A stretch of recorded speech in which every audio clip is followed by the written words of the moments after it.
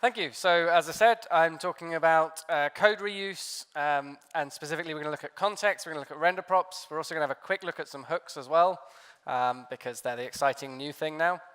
But I want to start off by talking about code reuse in general. And the great thing about JavaScript and TypeScript, Flow, whatever variant you use, is that we have functions as first-class values. And that really is the central core thing that powers code reuse. So if we consider these two functions, the one on the left takes an array of numbers and doubles them, and the one on the right takes an array of numbers and triples them. And I would hope that no one here would write out both of those two functions in full. If they needed both of those functions, clearly there's a way to write one function that does both jobs. So the way to do that is to take the one value that changes between these two implementations, so one is multiplying by 2, the other by 3, and then combine that into a parameter to the function. So anytime we're doing code reuse, this is the key thing. We're looking at what is different between the two things that we want to share code between, and can we just make that a parameter of the function? So now if I say we've got one function that multiplies all of the numbers in an array by a value, and another that increments them by a value, adds to those values. Again, we want to try and share code between these. They're both looping over arrays and changing each value in the array. It seems crazy to have these listed out in full twice. So here, all that changes is one is multiplying, one is adding. We could look at this and say, let's take like a Boolean is multiplication and factor it out that way. But actually, the more flexible approach is to say, let's just take a function. Then you can do whatever you like to that value. You can multiply it, add it, square it, whatever. You just have to change the function that you pass in. So with this approach, we've got a map array function that takes an array of values, applies some function to each value in that array, and returns the resulting array. Of course, this exists as a built-in part of the language, and most of us will be familiar with the map method on arrays, which does exactly this. So that's code reuse in general. Now I want to talk about code reuse in React. Well, the thing with React is that properties on React are really just parameters on a function. I mean, this is abundantly clear when you look at a functional React component, but it's equally true of class-based components as well. Properties are just parameters that allow you to share implementations. So to take a concrete example, this component renders the current time and then updates every 100 milliseconds. So I keep the state, in state I keep the current time. I've then got a component didMount, which starts an interval, starts a timer, and keeps updating that state every 100 milliseconds. I obviously then need to clear that interval in unmount. So if this component is removed from the page, I don't want to keep that timer going, keep updating the state. That's really wasteful. And then in the render, I just render the current time. So I've just got now to string. That's going to render the current time. So I've built this, I've implemented this, great, and then my boss comes to me and says, hey, we didn't want the local time, we wanted like the UTC time to be displayed. So now I go ahead and I build UTC now, which has this, there's only really one change, is that to UTC string instead of to string. Right? So again, anywhere we see this where it's two components doing almost exactly the same job with this slight difference, we're going to want to look at, can we share code, right? There's only one thing that's changed, so we want to share the code. Now, in this instance, if all I had to do is create a component for showing the current time and a component for showing the UTC current time, I could say, let's take a property UTC, and then if that's true, I'll call toUTC string. If it's false, I'll call toString. But then when my requirements change again and I want to show like only the date or only the time or format the date differently, I'm taking an increasing number of properties. I'm taking a format string. I'm taking like, a whole range of different things. And this scales in complexity in a really nasty way. So instead, I want to take the same approach I took with mapping an array of values and apply it to React components. So I use what's called a render prop.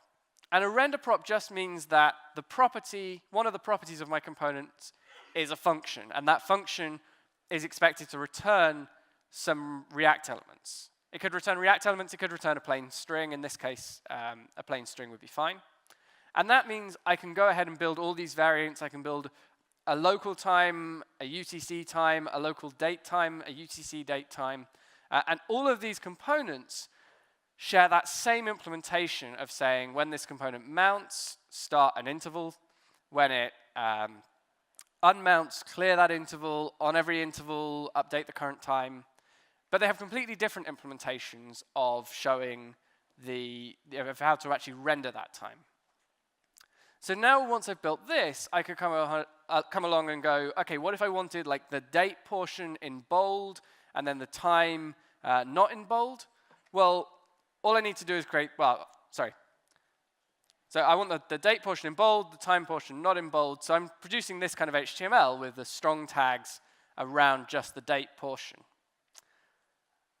Without render props, I've got to like build a whole new component, or like, you know, if you imagine a date component that's using format strings to try and allow you to format the date, you've got a pretty advanced date formatting library to allow you to put bold bits into your date.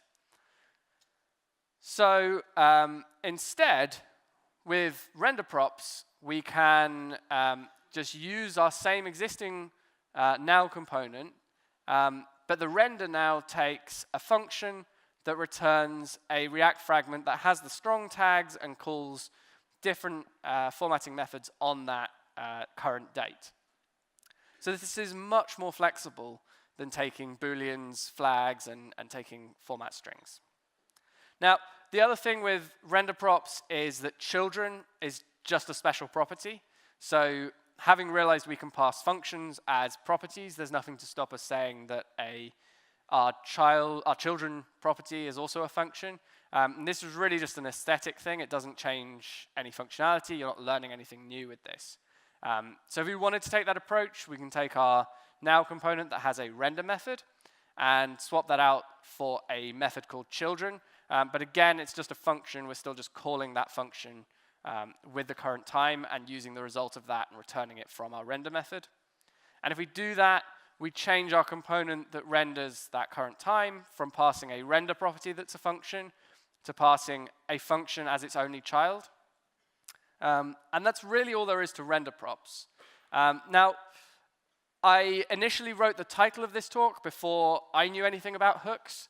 And it would seem kind of remiss of me not to mention them here because they are, for many use cases, an alternative to render props.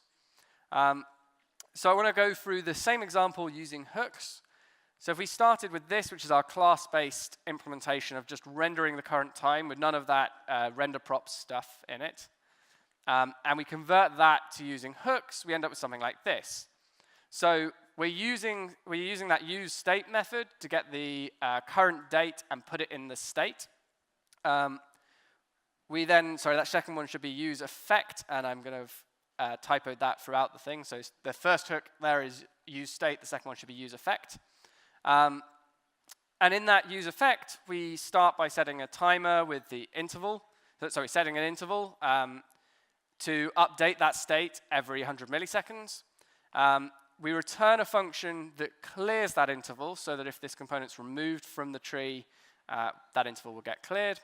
And then finally, we can just return that current time rendered as a string. We can turn this into a custom hook. And really all we're doing to turn this into a custom hook is putting the word use in front of the name of the component, which is a convention that will in the future be enforced by lint rules on hooks, that they all have to start with the word use. And then at the bottom, we return now. Instead of converting it to a string, we just return the date as is. So the only other thing to note here is that empty array I'm passing to useEffect that stops it from clearing the timer and then creating a new timer every single time this component renders. But But one of the things I could do with this custom effect really easily that would actually have been a lot of work to do with the class-based component is I can add a parameter to customize the interval. So if you are only showing the current date, you're not showing the current time, you probably don't need it to update every 100 milliseconds. You can probably update every minute or something, and that's going to be fine. And equally, if you're showing milliseconds, you might want to update every few milliseconds rather than every 100 milliseconds. And if I do that, I just take the interval as a parameter, pass it to set interval, but the other key thing I need to do is put it in that array so that anytime that property changes, these effects get reapplied. So now that I've got my use now effect, I can take my examples from before where I want to render the local time, UTC time, local date time, UTC date time, and I can convert them all to using this effect, this custom hook, instead of using render props. And whether that's simpler or not, I'm not sure. I think in this example it probably is slightly simpler. But there are definitely cases where you want to use one, cases where you want to use the other. Render props still really shine when you have DOM and state that you want to share, but with bits of the code that are pluggable. So things like React Virtualized, I would be interested to see if anyone builds a kind of hooks-based version of something like React Virtualized, but they work great with render props. That's a really good use case for render props, I think. But we'll see. That'll be an interesting thing that we'll learn about in the future and see how people use them. So the next thing I want to do is talk about state in general. So state is anything that changes over time. So if we've got our tree of components, and one of those components, let's call it A, has some state in it, and we want to share that component, that state, with another component called B, the normal approach when you just want to share state between two components in React is to say, okay, let's move that state up to the parent. So we have some common parent that keeps track of the state and passes it into our two child components, our two leaf components, to render that state. So the problem that context is solving, though, is what if those two child components are not close together? So on the far side of the tree, we've got another component, C, that we also want to pass that state to. At this point, we're moving the state all the way up to the root node of our application and passing it down through every single component. And all of these intermediary components suddenly become aware of that state. And these components didn't care about the state. They weren't touching it. They weren't doing anything with it. But they've all changed just because we wanted to share that state between these components. So starting again, one option we've got is to use some kind of external store. And an external store, I mean some kind of Flux-like thing, or Redux, although Redux is kind of using context, which is what I'm talking about here. But in general, it's not always a great idea to have external stores. You're losing the ability to do server-side rendering easily with most external stores. You're also losing the ability to take that tree of your application and put it in your application multiple times with different states. So I think you lose a lot of code reusability, a lot of componentization, if that's a word, when you go for an external store. So let's not use an external store. Instead, I want to find some other way to still move the state up to the root node, that shared parent that these two elements have, these two components have, or three components have. But what I want to do is beam that state somehow down to the lower components. So that's what context really does. It lets you take some parent component and beam state into the entirety of the tree below that component. And then only the components that care about that state have to pick it up. So other components can just ignore it. The nice thing about this, instead of using an external store, is if we did only want part of our tree to have that state, then we don't have to have it right at the root node. And we can have, in fact, multiple of these trees that are in our application each of which have their own kind of context, sharing state, and beaming state down into part of the tree. So you can use this for things that are true state that change over time. You can also use it for things like theming. So, for example, we could have a context that is the color, our theme color. Give it a default value. In this case, I've given it the value black as a default. And then we can set up a component that is a themed circle that renders a circle in that color. So it's going to consume that context that has been beamed down to it and render a circle with that color. And we can use this then with a provider. So with the provider, what we're doing, that's the component that does the beaming of the state. We can render a provider with the value blue. We can render another one with the value red. And then we can render some circles that are not in any of the providers. And what we'll get is 3 blue circles, 3 red circles, and there should be 3 white circles there. Or black circles, I guess they should be, really. Anyway. So you can use context for theming, anything where you want to, say, reuse a component and have it take on different properties depending on where in your application it is, or depending on some value that you've downloaded on off of the server. So you can use it for theming, and that's a great use case. But you can also use it for state. And in this example, I've got a toggle context that has both a value, which is on or off, and a function for changing that value. And in this case, the default context is a little bit harder to define. So what I've given here is a kind of, it defaults to just always being false, and with the on toggle not actually working. And then I can create my own custom toggle provider that keeps track of that state of whether the on value is false or true, and has an on toggle function that toggles that state. And then I can provide that entire state as the value. So here I'm providing, in context, in my context, I'm keeping both the current state, the current value, and the function for toggling that current state. I can then create a button that consumes that consumes that context, and you can use it to toggle the value and also to see the value. So in this case, I'm rendering a series of buttons, each of which starts off showing either on or off, and then every time you click on any one of those buttons, they all toggle as one. So I'm sharing the state between them. So they might start off, and then I click them, they go on, click them, they go off, click them, they go on, and so on. The key here is, because I'm using context rather than just passing those properties down to them, I could have lots of intermediary components. I don't have to be directly going parent straight to children. And no matter how many intermediary components I have, that state will still be passed down and still be shared.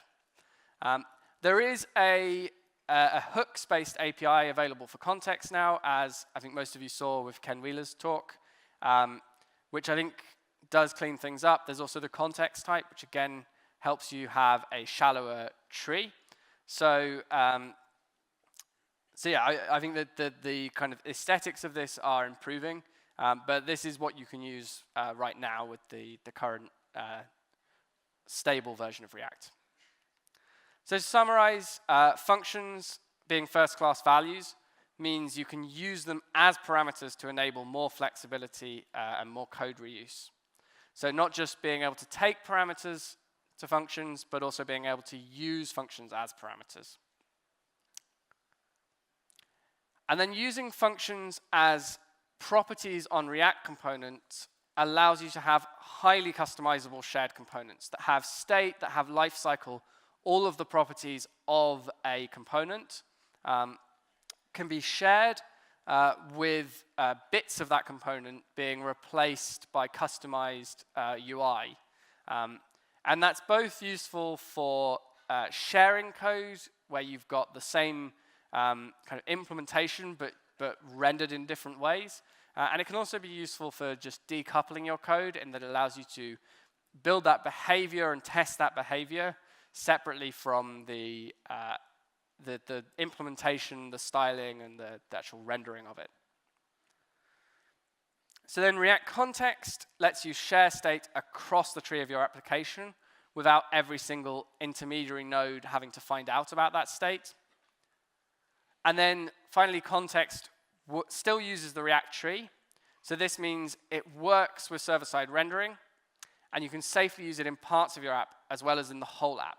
So when you have anything that is a global store, a global state, it's up to you to clean that state up when the component unmounts. Whereas if you just have React Context being used for part of your application, then when that part of your application is removed from the tree due to the user navigating away, that state is naturally cleaned up. So it's much easier to avoid memory leaks when you use context for parts of your application rather than a global store.